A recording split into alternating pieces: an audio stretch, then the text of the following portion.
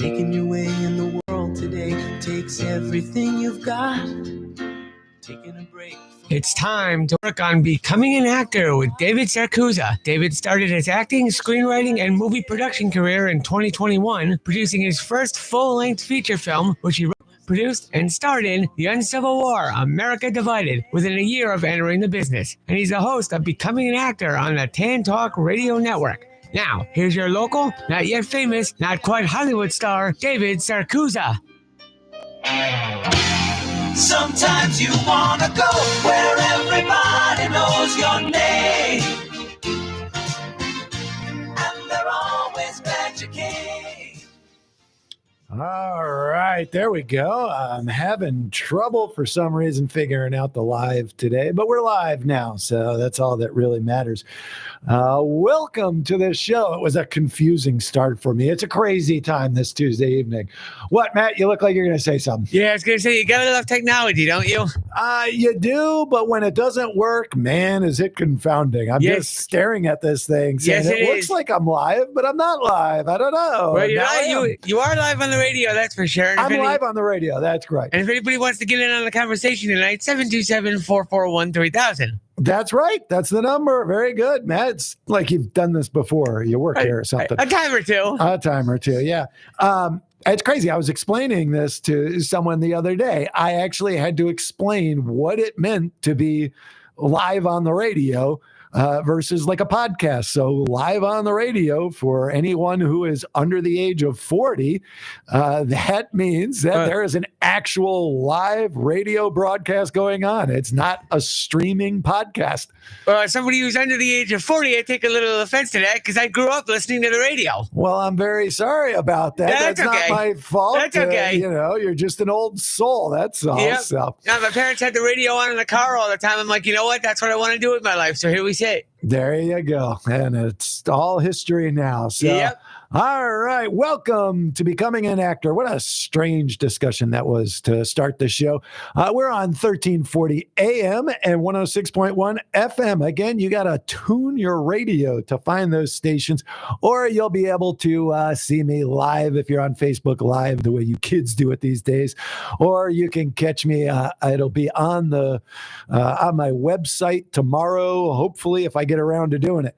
All right. First of all, in honor of my son, if you're watching the video, you can see I've got my Chipotle shirt on. So a shout out to the Countryside Chipotle team. Abby over there, the manager. You guys are fantastic. They see me like twice a day. They're like, doesn't your wife cook for you? What's the matter with her? And I say, no, she absolutely would cook for me. I'm just a horrible husband. So, but I've switched to the sofritas. That's right. I'm vegan. How crazy is that? I'm out there hugging trees these days. It's a topsy-turvy world. All right. So anyway, big news. We have found our warehouse. K75 Stunt Academy is being born. We are going to be training people. So if you are in the Florida area, if you are in Clearwater, Tampa, Sarasota, that's right, man. People should be cheering for this. This is going to be so much fun. So I love going to the jungle gym. I love doing my parkour and my ninja and flipping around and jumping on the poles and everything. You grab one and jump to the other one and swinging around and everything. But this is cool. So I'm always encouraging everyone to get into this industry, how awesome it is to be in the world of acting, how much I love it. Well, I love doing the stunt training. And that's why I sought out the jungle gym, is because I wanted to do more active stuff. Well, let me tell you, you guys are going to love this. We are going to have a stunt training studio right here in Clearwater. You're going to be able to go there and learn all the crazy things that you see on TV. You're going to see, when people are in the movies or on TV and there's a big explosion and the wire is on their back and it pulls them back 20 feet, you're going to be learning how to do that. When you see someone fall from 60 feet up and someone pushes them off of a building and they do the back dive or the swan dive, and they go down into those giant pit pillows down there, or the air ones, the cushions that, they drop into it and it goes whoosh, and the person is amazing. You're going to learn that at K75 Stunt Academy. How cool is this? Right here, we're going to do all sorts of stuff. It's going to be, I'm so excited about this. When I first started talking to Kevin Rigo about it, and he actually wanted to do it at the Jungle Gym at first. And I said, yes, these guys are great. We could definitely do it there. And I shouldn't be promoting the Jungle Gym now, because I should be promoting K75 Stunt Academy. But I love those guys, and it's fantastic, and it's so much fun. So I will continue to promote both. But we are going to have so much fun at K75, and I'll continue to go to the Jungle Gym as well. But we're going to have so much fun at this place. The facility is amazing. We got 7,500 square feet. It's right on the Pinellas Trail.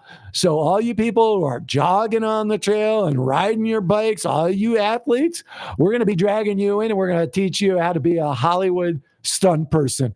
We're going to have you falling from heights, getting thrown out of buildings, crashing through windows. Where do I sign up? I'm telling you, man, it's going to be so much fun. It is awesome. I'm down. I know you are, man. And everyone should be, because Kevin Rigo is such a good stunt trainer. He's amazing. He was on my film. That was how I originally found him. I don't know who did, but somebody recommended him to my film, to The Uncivil War, America Divided. He was incredible.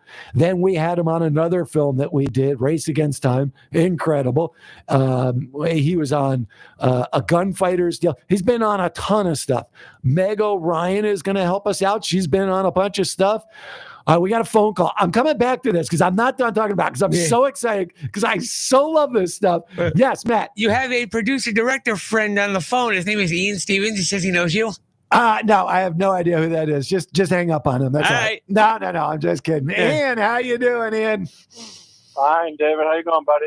I am good. What's going on in the world, man? Well, healing up. Just had heart surgery last week, and I had double hip surgery, one in October, one in December. So I'm the $6.5 billion man. There you go. We always knew you were worth a lot of money, but now we know for real, and it's just all stuck in your body. So hopefully it's working the right way, though. Yeah, well, I'm going to use your Jungle Gym, I think, to help me get back to 100%. Because once after I'm done with my rehab, I have to go to a gym, and I think I can swing like a monkey, but I think I might tear my pectorals. I'm not sure.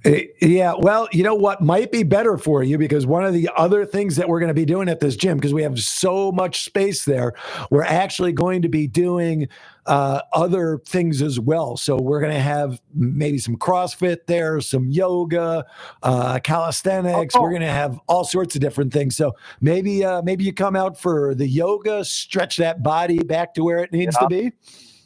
Yeah, well, I lost 70 pounds, so I'm half the man I used to be since the last time you saw me a few months ago. That's awesome. Congratulations. Well, it was a necessity because, when I was in the hospital for such a long time through the summer, I had to bring my A1C down below 7 in order for the surgeon to do the hip surgery replacement. So it was a criteria. So they put me on a really strict diet, and I couldn't move because my arthritis, kept me from walking. That was the whole thing. And now I'm strutting my stuff, but I look like Tim Conway on the California show. That's a blast from the past. So it was kind of funny because I was getting out of the car. I shuffled across the parking lot to get in one of those little motorized carts when I was in the shopping mall grocery store today. And so I made sure that I was able to have everything that was within reach. So, it was this was kind of the first week without my walker and without my cane. So it's a momentous occasion of getting one step closer. And I'm hoping probably within a couple of months I'll be back ready to go. I've already written a short comedy film, a 5-minute film, which I have mostly cast. I'm going to be casting out in a couple of weeks for 3 teenagers, ages 17 to 20.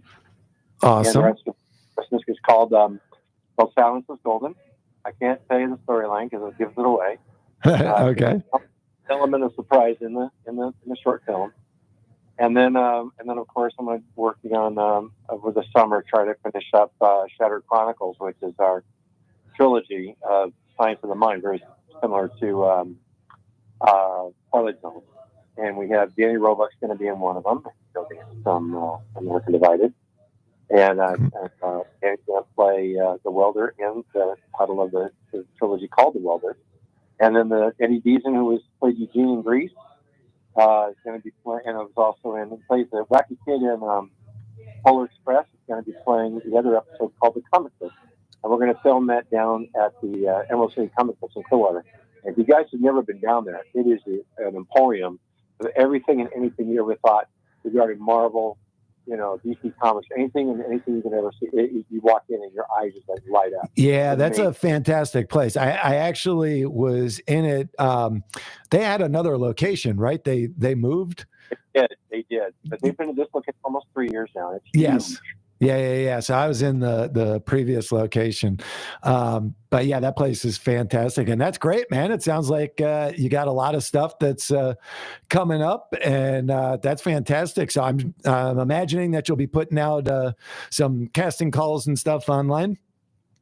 Yeah, I will. And I'll keep you posted as well once those things pop up. Some of them have already been precast, and then we've got my big project will be in October. If we get the funding, it'll be Nocturnal Spiritual, which is my comedy horror film, and we're filming that up in Spencer, Mass. We already did the B-roll film just 3 or 4 months before we shot America Divided up in Spencer, Mass, which is dead center in Massachusetts. Beautiful foliage, and we've got some really great shots. And we're just going to go back up and do the one-on-ones with a lot of the dialogue. And the Seymour family has been a great host to us up there.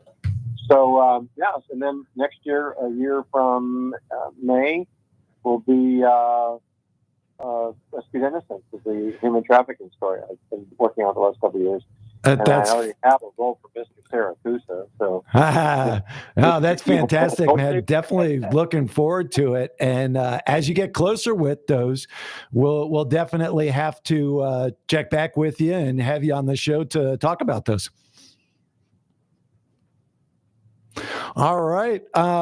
Ian, thanks so much for calling in. I appreciate it, man. Those updates sound fantastic. That is really, really cool. I love to hear from local people like that. So please keep calling in and let me know what's going on, and we will keep updating those as they go along. I see John Potash listening. Hey, buddy, what's up? Looking good. Yeah, I appreciate that. I accept all kinds of bribery like that, comments like that. It's awesome. All right, so talking about the K-75 Stunt Academy, Kevin Rigo. I was talking about Meg O'Ryan, another fantastic local stunt trainer that Kevin has worked with closely. I've worked with Meg on 1 or 2 different projects. She was on Race Against Time. Fantastic. So like I said, when Ian just called in, I was talking with Ian and I was saying we're going to be doing, yoga there, CrossFit, boxing, production companies, makeup, you name it. We've got a lot of room there. We've got some great office space there. We're going to be shooting videos. So when you get trained by Kevin or Meg and some of the other trainers that we're going to have there, and you've got all these amazing stunts, the big thing then is you want to use this to get jobs, right? So we're going to take videos. We'll do videos with you to do for your sizzle reels, your demo reels, so that you can send those out to people. So this is just going to be fantastic. I'm so excited. For the longest time, I was like, I cannot believe there's no place to train for stunts in Florida. I've been dying to train for stunts. So when I was talking to Kevin about it and we started discussing, I was like, dude, we should do this. We've got to do it. And so just so exciting. The other big thing, we really are very excited to work with the Pinellas Film Commission. Very excited about that. We want to be able to offer our studio, our space to films that are coming to Florida to shoot, because we've got so many great films like these Hallmark films and the Lifetime films and so many neat films that are shooting here. in Pinellas. And now we can say, hey, if you need to train your people, you need a half day, a full day, you need a week, whatever. We've got the facility right here. So I can't wait. I know I'm going to have Kevin back on the show. We'll probably have Meg on the show. We'll talk about all the great stuff that we're going to be doing there. So excited about this. Really, really cool. We're going to announce the grand opening soon. We got to fix the place up, spruce it up a little bit, put some signage up there, but it's going to be open soon. So excited for this. Okay. Another thing that was cool. I didn't get on set this week. What do I always say? I said, get on set. And you know what? I didn't get on set. And I blame myself for that because I am not working hard on getting on set. That's on me. If you don't work at getting on set, you're not going to get on set. Now, part of that has been because I've been working on K-75 Stunt Academy, so I'll give myself a little bit of a break on that, but not much. But this was really cool. I heard the other night my father called me and said, hey, one of our friends saw you in a film. You were in the Soulmate Search. You were the balloon guy. I said, yes, that was me. I was the balloon guy. My first time getting recognized by someone on TV. Get into the business. If you're thinking about getting into the business, that is such a cool experience. To have someone tell you that they saw you on TV, that's really cool. And we got another call in. So who else is calling in today? It's John from Reno, Nevada is calling in. All the way from Reno, Nevada. Yep. I have no idea who this John could be. Put him through. Let's find out. He's on. Let's go. John, can you hear us? I can. Hey, John, how you doing, man? Good. How are you? I don't know if you can tell, but I'm giddy tonight. I'm excited. Yeah, no, I noticed. Yeah. Fantastic. It's exciting. I mean, I kind of just found out. I mean, it's kind of been rolling in about this new Stunt Academy, and we've kind of been talking about it for a month. And I just got all the big news about the place that we're going to get. So I'm very excited about it for right now. So, but what's up with you, man? What's going on?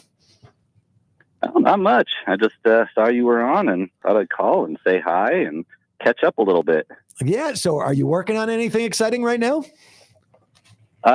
Yeah. Just kind of got through a little bit of a whirlwind of stuff. I was in Ohio working on a hard place. And then I came back and helped a friend with a short on the next day, and then drove to California for another day roll and another feature film. And that's now nice, I'm just preparing some other. I am. It's crazy how these things kind of keep rolling in, one thing after another. Okay, now let's talk about that. How many years have you been doing this, John? About 2 years. 2 years. And you've got jobs rolling in right now. I do. So, I mean, this is 2 years in front of the camera. I've been, behind the camera for probably, 15 years or more, doing the animal thing. But as far as being in front of the camera and acting and doing all that, yeah, about 2 years. So how about the difference from your first year to your second year? Pretty significant. The first year was, of course, kind of slow. It was just one of those circumstances where I kind of got thrown into a role. I was just helping a guy out, doing whatever he needed, running slate, PA work, gopher, all that. And somebody didn't show up for a scene, and he needed somebody, and I had the look. So he's like, hey, do you want to do this? And I said, sure, why not? Look at that. And, you get on set, good things happen. Absolutely. And that's really where the bug started. And then that led to another small project. And then there was a couple little things here and there. And then I did Desert Fiends, which really seemed to expand my network significantly. And it's been rolling ever since then. No, Desert Fiends was Sean Phillips. Sean Phillips. Okay. All right. Yeah. I know a lot of the same people were on that, right? Wasn't Zachary Vasquez on that one? He was. Yes. All right. Look at that connection. That's where I first met him, and we've been in 3 movies since, maybe 4. I don't even remember. Oh, you guys are besties. That's cute. Yeah, but I love to hear that you saw a big difference from year 1 to year 2, because I think people get into this business and they think, I'm going to be famous. I'm going to be famous, like maybe not in year one, but by year two, I'm going to be Brad Pitt and people are going to want me in their films. And I think people need to go into this business. I think it's a great business. It's a fun business if you can handle it. But I think people need to go into it with the right mindset that it is a business. It's a job. It's not just, you get into it the first year and then it's just all fun and games. Yeah, it's definitely not fun and games by any stretch of the imagination. I think where I have an advantage is I'm not looking to do this for a living, and I definitely don't aspire to be Brad Pitt or anybody super famous. I'm doing this for fun, and I'm just having a great time no matter what's happening. And so that reflects in my attitude. And of course, I've always had a pretty strong work ethic. So no matter what I do, I throw myself into it, even if it is just for fun or a hobby. I throw myself in 100%. And things have just grown and grown through networking and through people seeing and recognizing my talent and my work ethic. And I'm fun to be on set with because no matter what's going on, not too long ago, we were working and it was -5 outside and the house didn't heat up very well. So it was about 30 degrees in the house. Oh God. And you know what? Who cares? You just work through it and still have a good time. No, I care. That would be misery for me. I hate being cold. So that would be horrible. But well, that's great, man. I appreciate you calling and letting us know what you've been up to and kind of giving us some insight into that. I always love people talking about how, it wasn't just immediate success, that it does take time, it takes effort, it's a job, and that you got to look at it that way. It really is. And, since I run my own business, I think that has given me, a good perspective on things because, I treat this just the same. You have to put in 100%. You have to be willing to be flexible. You have to be good at working with people. All those skills that I've learned from running a business has really helped me with what I'm doing now. And then, of course, from a production end of things, I'm able to help people out in that aspect too, because again, that business background really does, give me a lot of skills that are needed for that kind of work. I gotcha. Yeah, I definitely think that being a business owner, I think that definitely makes a huge difference. We're wired that way, and we know what to expect, and we treat it like a business, and it makes a big difference. So, but thanks so much for Absolutely. calling in, John. Definitely call in again. Love hearing from local people and the not so local people. Other side of the country. That's right, man. I appreciate it. All right. Take care, John. Be good. Yeah. You too. All right. Great talking to you. David J. Paul, what's up, man? How you doing? Maria, you either love it or you don't. Yep. I agree with that 100%. I absolutely love this business. I think it's fantastic. It's so much fun. It's a great thing to be a part of. And kind of what John was saying, if you're not doing it for the money, if you're doing it for the love, it's a fantastic business. If you're doing it for the money, yes, you can do it. You can treat it like a business and you can get there, but definitely this is not the way to make millions. There are easier ways to do it. But if you're doing it for the fun, this is the place to do it. Angela, hey, Angela, how you doing? Thanks for listening. All right. So talking about why we get into this business and talking about that excitement, because I want people that listen to this show, I want you to be excited about this industry. I want you to love it as much as I love it, as much as all these people, David and Marie and Angela and Ian and John are talking about how much they love it. I want you to love it. So I'm going to give you my experience. I just mentioned that I was so excited. I got seen on TV. One person saw me and recognized me, and I'm like, whoa, I'm a star. Hey, look at that. That's amazing. It's a good feeling. It's a neat feeling. And I'll give you another example. This is really cool. 2 years in the business, and I went to the Premier Lux Theater in Plant City. Wow. If you're anywhere near Plant City, you got to go to this theater. This is a gorgeous theater. One of the nicest theaters that I've been in a long time. It's funny because I was thinking, okay, I'm going to Plant City of all places. And I'm thinking, okay, I'm sure it'll be, nice, but it'll probably be maybe a little bit run down. Oh my God. Marcus Buffy has this place looking so sharp. They had beautiful pictures of people up on the walls, actors and actresses from, classic movies and stuff. The place was all tile and wood, and they had all of these fantastic self-serve drink machines with videos on them and trailers and everything. I'm like, this place is blowing me away. Go in to watch the movie. Big leather, nice reclining seats, some of the nicest seats I've been in. This place was fantastic, right? So Marcus actually invited me out there because I was reaching out to him about showing my movie, The Uncivil War, America Divided. And he said, Dave, why don't you come out here, sit with me, watch the movie, and I'll give you some thoughts about how you can maybe get the movie out there and do better. Because Marcus has been on this side. He has released like 25 movies himself. So, I mean, this guy knows what he's talking about, right? So I'm like, yes, absolutely. I would love to do that. That's fantastic.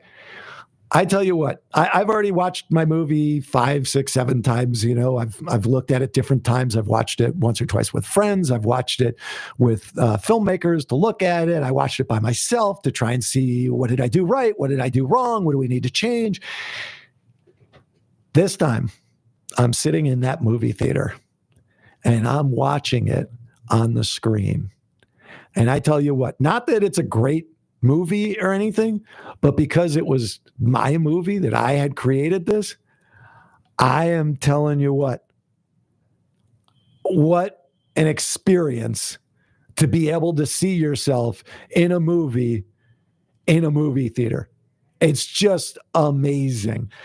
I'm telling you, if you can get in this business, if you can be a part of this, you will love the experience. It's just incredible. It's just a lot of fun.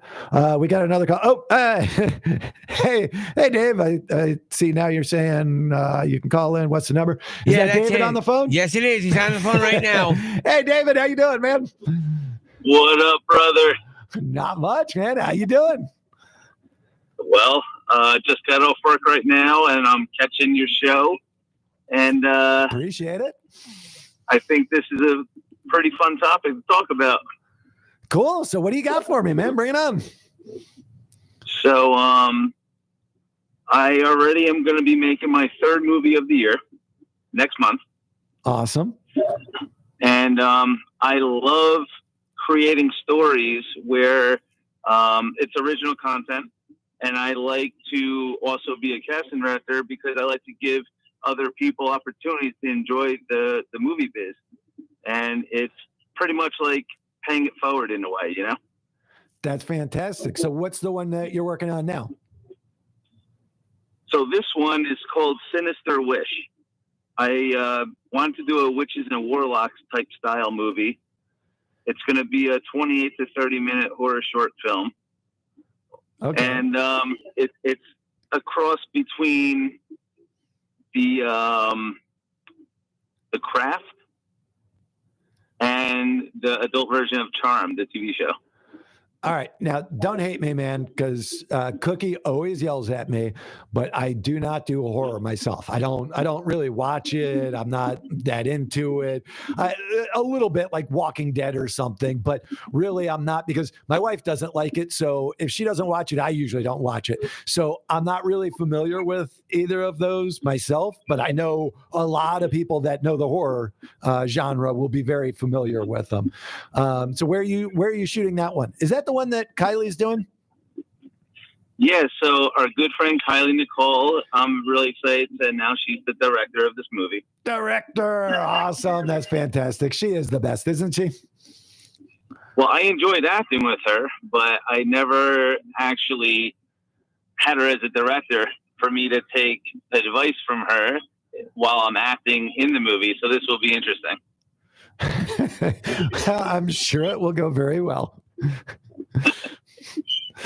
Well, the last movie that we filmed, it's called Secrets That Kill. And that was a Scream type movie. And it's going to be coming out this May. The trailer should be coming out in a few weeks. Oh, great. Well, we'll have to have the trailer on the show for our movie spotlight. Absolutely. I would love that. Yeah, that's great.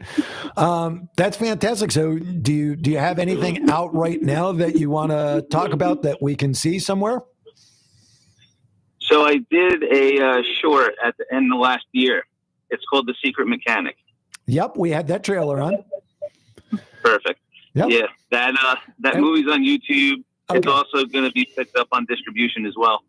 Ah, that's fantastic, man. That's awesome. Congratulations. And that's awesome that Kylie is going to be directing for you. I absolutely love that. And I love hearing from all the local actors. I love hearing what everybody is up to. I'm really happy that you're listening, that you got off work in time to call, man. I appreciate it. Well, I did tell you I would get on eventually. I just didn't expect it to be now, but hey, things happen. Hey, that's great. And call again next couple of weeks, man. Anything that's coming up, call in. We love to hear from you. I appreciate it. Absolutely, will do. All righty, buddy. Take care. Thanks, Dave. See ya. All right. And hello to Jamie Hill. Jamie Hill's listening. Hey, boy, we got all sorts of people listening today. Today is an exciting day. And the funny thing is, I forgot to put up a post today about the show, too. So, kind of goofy, but that's the way it works sometimes. All right. So, I saw some information online the other day. I like to go through and look online for tips from actors, other people in the industry, people that do shows like this, because I like to try and get tips to bring to you guys. And I thought this was a really good one. They said how to crush a scene. And it sounds simple, but this person said react. And I like that. I think that's really cool. They said, know your lines well enough to react. Make sure that you just, you're because if you're stopping to think, okay, now they're going to say this line and then I have to say this. Okay. All right. And they said their line and now I say my line. You're not reacting. That's not human nature. That's not how people are. Now, a lot of people, when they talk, aren't listening to the other person. They're just thinking about what they're going to say. But that still doesn't come across most of the time. Usually when someone speaks to you, you're looking at them. And if you're engaged in the conversation, my wife always yells at me to be engaged. If you're engaged in the conversation and they say something to you, they say, I'm going to go jump off that bridge. You don't say, oh, that's interesting. How high is the bridge? You react. You're what? You're going to go, how high is that bridge? You have to react. You have to think about how is that person going to react in that moment. And then you have to know that line. You have to have those lines down cold so that when you do it, you're not thinking about saying the line. You're thinking, how am I going to react when this person tells me they're going to jump off of a bridge? I would be shocked. I'd be devastated. I'd be like, what are you talking about? What do you mean? And I thought, man, that is fantastic advice. I really like that one. Here was another one that I saw that I thought was really, really good. If you're nervous, just remember, everyone there wants to see you succeed. If you are doing a movie and there's a scene where you're the main person, you're given a monologue, or you're just a small cog in the wheel, and you got one line, you walk in and say, "Hey, boss," and then you walk right off, and you're out of frame. Everyone's cheering for you. Everyone wants you to do well. Right? Nobody is there thinking, boy, I hope this person really ruins the scene. Remember, if you're nervous, just think they're cheering for you, right? It's like if you're watching a football game and it's your team, you want them to do well. They're on your team. Everyone wants to see this movie be a huge, smashing success. Everyone's cheering for you, right? So just remember that you're performing for people, but you're performing for a supportive audience. They're there to help you. They want to see you succeed. And hopefully that tries to, that might help you take a little bit of the nerves out of you if you're thinking, hey, everybody's on my side, right? All right. Now, real quick, let's jump over to set terminology as we're flying through the show with all those fantastic call-ins. Thank you, everyone, for calling in. Really appreciate that. All right, so set terminology. Don't look like a fool. That's right. Everybody wants to get on set, and they want to look like they've been doing it for years. They want to look like they are a superstar, and they know what they're doing, and they're just going to be amazing. And the director is going to say, "What a great job!" And when it's done, the DP is going to come out from behind the camera and just, slow clap, like 80s slow clap. You were amazing, right? So set terminology, knowing these terms really helps, because you're going to hear a lot of this stuff on set. And when you hear it in the moment, it's kind of like learning another language. Like if you're trying to learn Spanish, I can do it on Duolingo all day long. And I'm like, oh, I know that phrase. Then as soon as I'm watching Spanish TV, I'm like, what did they say? So same thing here. Pay attention to the terms, learn them, try and get used to hearing them. Cheat. Let's cheat this scene a little bit. Let's cheat this actor. Let's cheat this little prop right here. So what we're talking about when the director says, let's try and cheat this, or if an actor says, hey, can I cheat this little prop right here? What they're talking about is, okay, we already shot from one angle, but from this angle, something about the angle doesn't look right. But maybe if we cheat something in the scene, if we just kind of move things a little bit, it won't distort what was seen from the other angle, but from this angle, it will look a lot better. So say, for example, from the one angle, I have picked up a glass of water and I'm supposed to throw it on my co-actor. Well, now when they switch the camera and they're going from a different angle, maybe the actor is standing in front of the glass. And so it looks ridiculous because you don't see me pick up the glass and splash the water. You just see the water splash out on the actor. And you're like, what the heck was that? So maybe the actor moves a little to the left or to their right. And it doesn't change what you saw on the other angle, but in this angle, now you can see the glass of water and you can see it get thrown on the actor. So you call that cheating a little bit. Let's cheat this scene a little bit. Let's cheat that actor over. Let's cheat the props a little bit. Blocking. I love blocking. Blocking for me is a big one. Setting up the movements of the actors prior to or when they arrive on set. So you get on set and the director says, all right, here's your blocking. You're going to be sitting in this seat. You're going to get up. You're going to walk over, open that door. Then you're going to come back and sit down. That's your blocking. Those are your movements you're going to do. And I love to go over the blocking a lot with my actors because I want it to be natural for them. I want it to be second nature. That's funny. I'm saying it like I'm this director all the time. I don't direct that much. I've done it a couple of times. But when I direct, I like to do it with the actors repeatedly.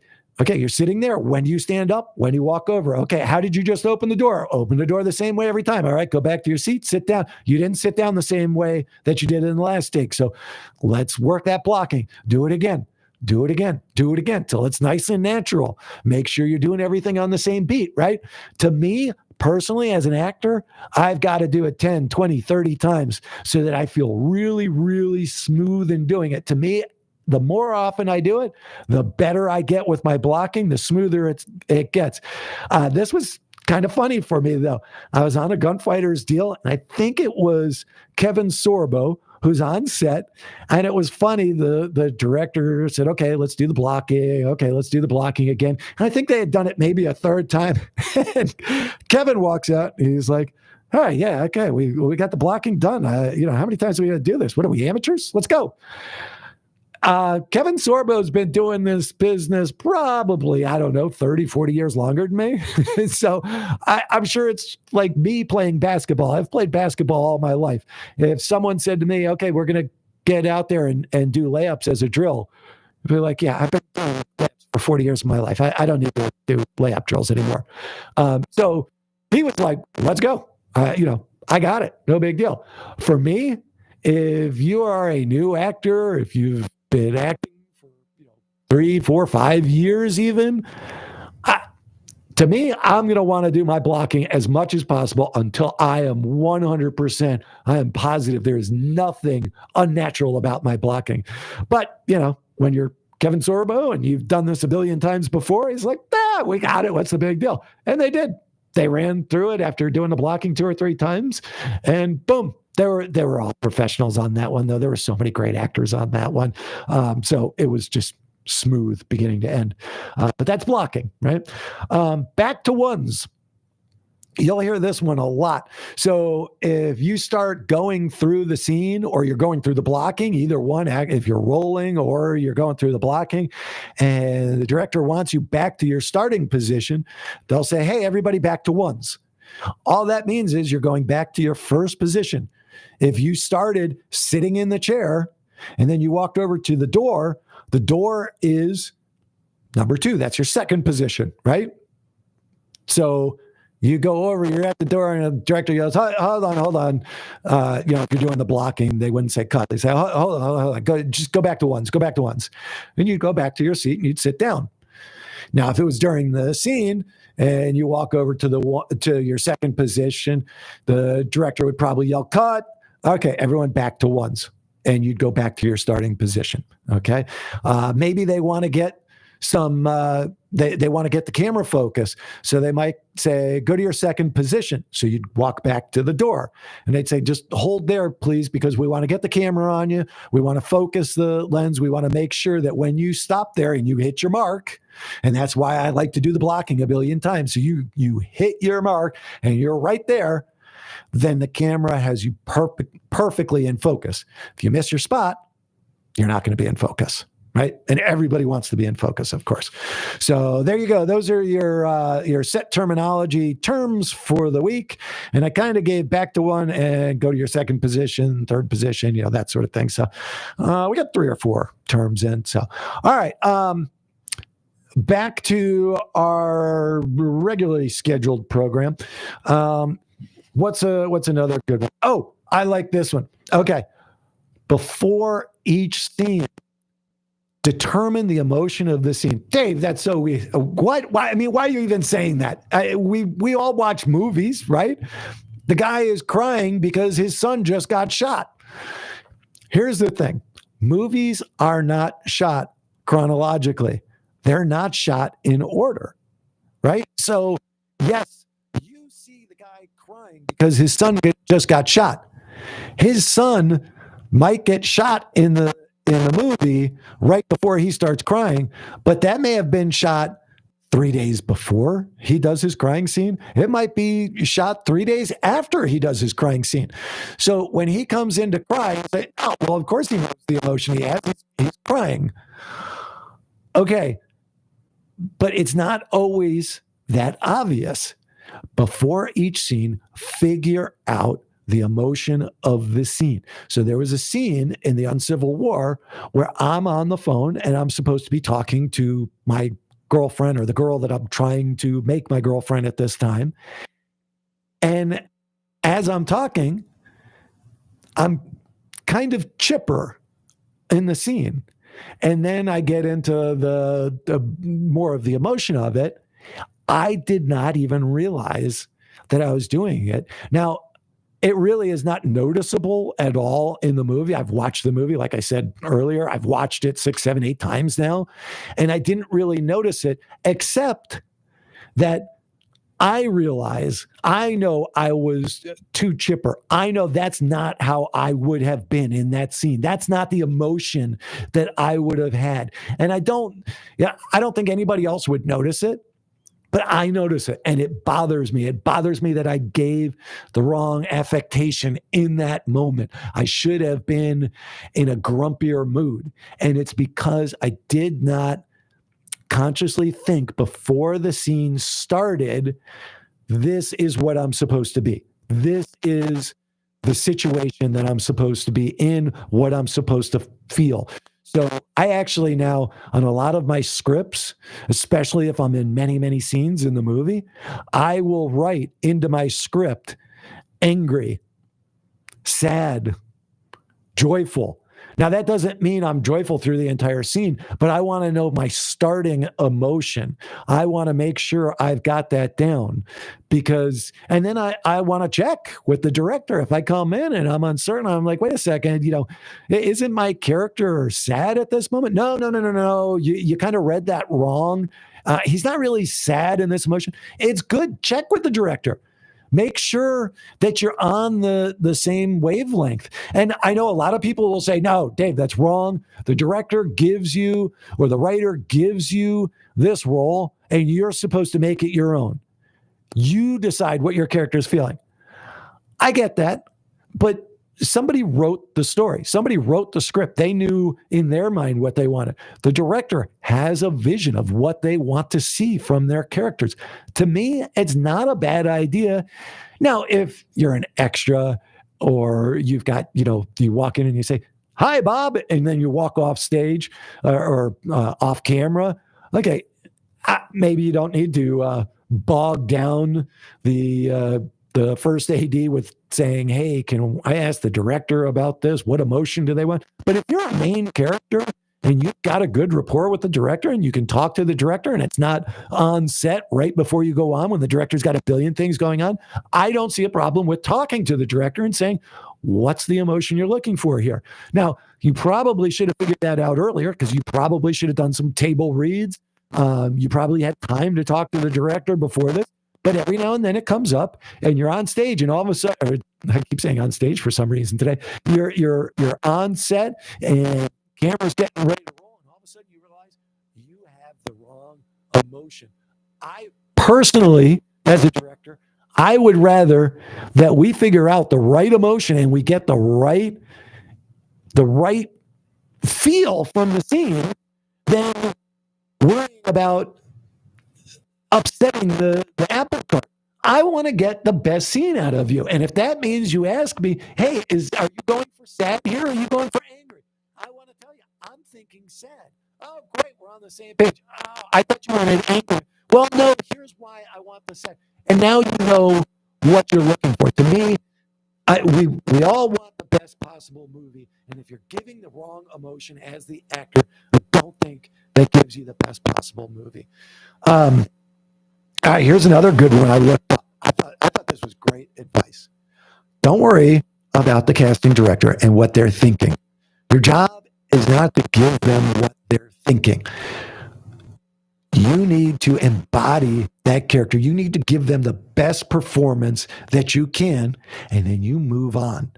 Because all that casting director wants is someone to fix their problem. They have a problem.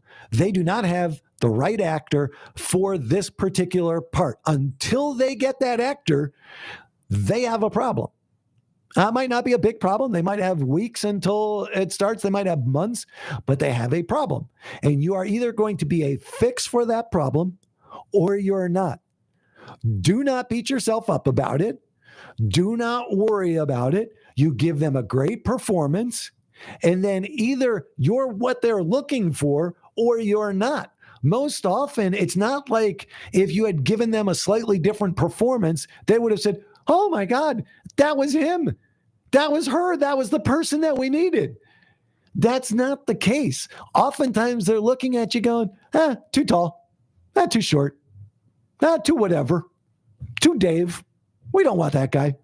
Right. And there's not much you can do to change it. Yes, every now and then, if you had given a different dialect to the character or you had treated him as haughty instead of humble or something, maybe that's going to make a difference. Usually, though, they're looking to see, who are you? What can you bring to the part? And a lot of the times, they just want to see that. So stop worrying about them as much and just do the best job you can. And another way of saying this is you need to fit what they want, right? So don't see it as you did poorly because you didn't get the job. It's not that you did poorly necessarily. It's that you weren't what they were looking for. Okay. Now, the opposite of that is this does not mean that you don't need to review what you've done. This doesn't mean that you can't make changes to your performance, that you can't perfect your craft, that you can't work harder to do a better job in the future. That's not at all what I'm saying. But what I'm saying is don't beat yourself up for it, because it probably wasn't you. Now, if you do know a casting director, ask them to review a tape for you, when they're not super slammed. I don't know if that exists as a time in the life of the casting director. They're usually slammed. But if you know one and you have a good relationship with them and you say, hey, would you mind giving me some feedback on this? I've got this little monologue I could do. I'd love to send to you. Would you mind giving me your feedback on it? If they say no, just say, okay, well, thank you very much. I appreciate that. They might just be slammed at the time. Maybe they just don't want to help out in that way. Just, very polite. Thank you so much. And you move along, right? But if they're willing to give you some advice, that could be the kind of advice that makes such an amazing difference for you. Now, I'm not saying call them up once a week or 3 times a week and say, hey, can you look at this one? Oh, I just did a new one. I changed my background from, a black background to a green one. No. That's not what I'm saying. I'm saying once, maybe twice. If they gave you some great advice and you say, hey, I took some of that advice that you gave me 3 weeks ago. Can I send you one more? I've been working on it. I promise I won't bog you down all the time with these requests.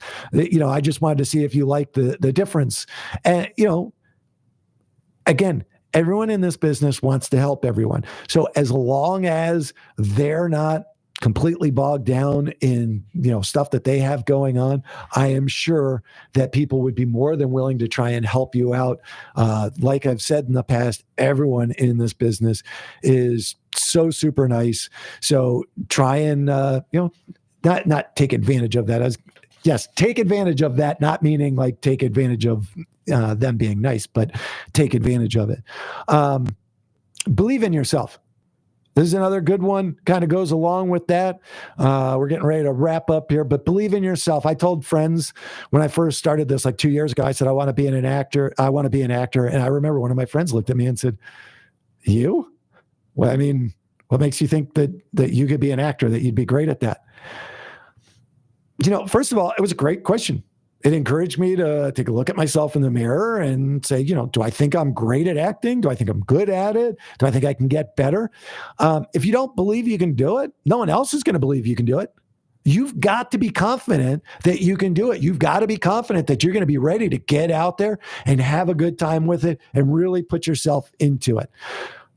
I'll go right back to what I just said. Remember, it doesn't matter if you get the role. It matters if they see you as a professional actor that they want to work with in the future. You aren't auditioning for this role. You're auditioning for any roles that they're going to ever have for you. Okay, looks like that's about all the time for this week. Next week, again, just me, but March 26th, we are going to have the amazing Musetta Vander on the phone with us discussing her unbelievable career. You are going to want to check back in with us for that one. Again, March 26th, Musetta Vander. So excited to have her on. Looking forward to talking to you next Tuesday. In the meantime, folks, get out there and get on set. Have a great week, everyone.